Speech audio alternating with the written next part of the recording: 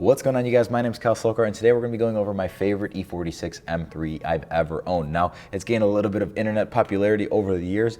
Back in 2016, when I posted the video, that's got about 50,000 views now, or just about. It is a 2002 Oxford Green on Cinnamon 6-speed manual E46 M3. Now, to most people, they probably wouldn't care, but if you're an enthusiast and you like a cool, rare spec of a BMW, I'm sure you probably like this one too. And on top of all that, it kind of had the perfect amount of modifications that I just would recommend you to do for your cars, and it wasn't overkill, but it was just the right amount, guys. So as you could see, this car, of course, was that beautiful dark green color. It's Oxford Green, and then of course you've got cinnamon leather. So one of my all-time favorite combos. Super, it just fits each other, very like kind of natural looking combination, and it was fantastic. Now, I bought the car in 2016, I think in around January or so, or maybe October, I forget exactly when, but at the time of purchase, it had an issue with the throwout bearing. Now, that's what I thought was the issue, or why,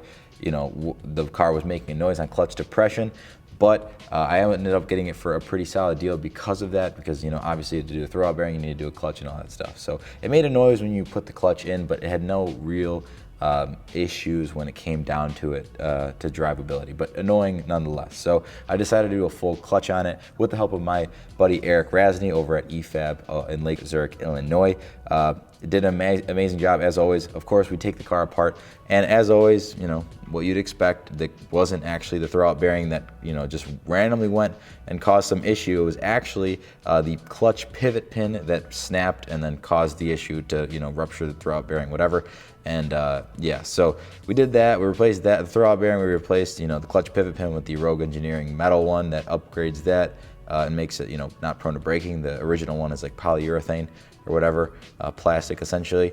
And yeah, then we did a new clutch in it. I did an OEM, like Sachs clutch, I believe, from FCP Euro, and all was well. Actually, when putting everything back together, the slave actually was leaking too. So the clutch slave was leaking, so I went through a few of those. I bought one.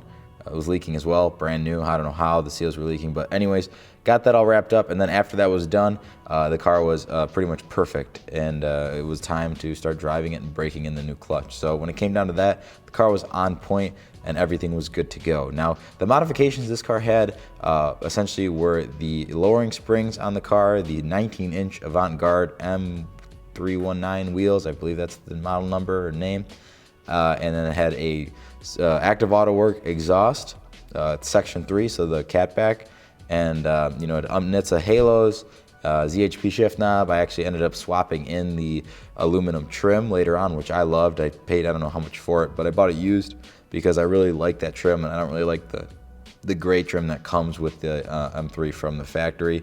This is kind of, you know, more desirable, of course, because it's a nice, like, brushed metal that looks really, really good.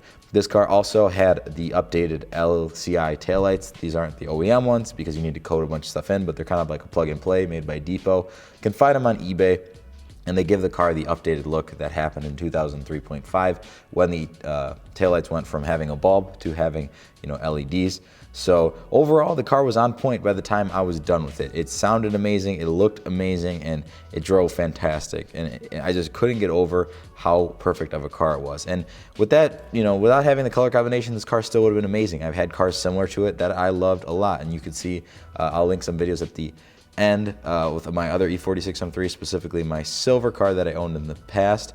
But something special about this car, or something that was special rather, was just the sheer fact of it was so incredibly rare in, you know, consideration of all the other cars out there. Number one, it was a coupe. Number two, it was manual. Number three, it had cinnamon interior. And then on top of all that, it also had, you know, the Oxford Green exterior. And then on top of all that, technically, I mean, I know it wasn't original, but the aluminum trim just kind of set it off. And, you know, perfect wheel setup with the lowering springs, it just made for the perfect car, and I couldn't, you know, have asked for a better one. If I could take it back, I probably would. I ended up selling it for a good amount of money, so probably right around broke even, if not made a little bit of money on the car. which, you know, I'll never complain about because I did put a good amount of miles on it, but I kept it well, I took good care of it, and it took good care of me. So I really hope you guys enjoyed kind of a little update on that car. Went through some photos, and I really wanted to show you guys a little bit more details on it.